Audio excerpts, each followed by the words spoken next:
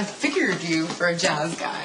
Oh, what, you think of me as a heavy metal guy, is that it? Oh, well, did that or Sinatra? Sinatra. You like Sinatra. Who doesn't like Sinatra? Well, you know, depending upon the circumstances.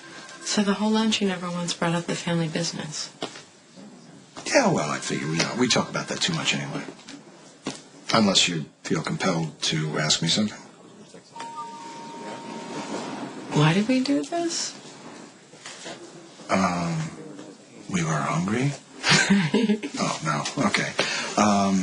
We had an agreement, which had nothing to do with the lunch. Okay, call me crazy. I actually enjoyed myself. You're sounding like this was a real date. Well, I guess it depends on you now, doesn't it? Walk me home. We'll see. Walk you home. Well, aren't we the traditional girl? Are you blowing me out? No, I'm not that crazy. I built the Metro Court from the ground up. You know. Nice. You know, great minds. That was in the plan. So, my never-ending gratitude for making sure that my brother walked out of that courtroom a free man. You will never know what that means to me.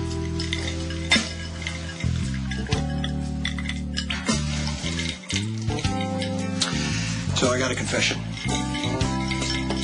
You say it's good for the soul? You know, I got a pretty healthy ego when it comes to my job. You know, I know I'm good, okay? I relish the adrenaline of a trial, especially when it's so hopeless. I got to say, the more I heard that I wasn't going to win John's case, the more I felt that I had to. Oh, so what you're telling me is you would have taken the case even without me as an incentive? Well, let's just say you didn't have to convince me quite so hard. I probably would have defended your brother regardless. To prove yourself to your father or mine? Now, this one was for me. Maybe you.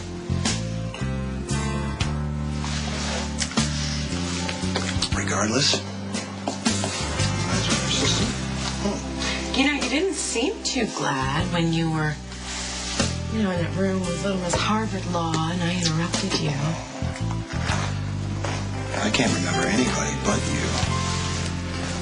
Probably seem to make it worth my while. If I got you any quit.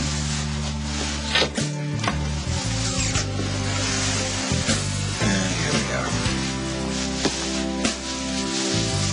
You have a lot of faith in me, but I put my life on the line for John, and he has to at least pretend to be grateful. Your father knows what I know. You're remarkable. It won't last. The gratitude, sooner or later, Daddy will turn his back on me again. He always does. Well, I guess nobody can accuse either of us to ride our father's coattails our whole lives, right? Which begs the question, you're a smart, ambitious man, so what the hell are you doing here with me? That's serious. Yeah. Oh, come on, Claudia. We've been dancing around each other for months now. Yeah, and you must realize, surely, that there's a limit to my usefulness. I mean, sooner or later, Daddy's going to turn his back on me. He's going to throw me back out into the cold like he always does. So basically what you're saying is you think that I'm here to figure out how many different ways I can use you, right? Hey, I'm not the one who opened the door and let me in. I told you if you got my brother acquitted, I would sleep with you. And I always pay my debts. I'm sorry, we're a sad pair, aren't we? Yeah, we've been screwed over so many times that we can't even realize when we have something that's authentic right in front of us. It's always back to the games, isn't it? It's a nice comfort zone. If what you're feeling right now is comfort, then clearly I've lost my touch. You got it. Hey. Let me give you one more chance. Tell me to leave. Why would I do that? Because you know the minute that either one of us commits to this, somebody's going to betray somebody. It's a guarantee. It's not going to be me. Who tells you to leave? It's up to you.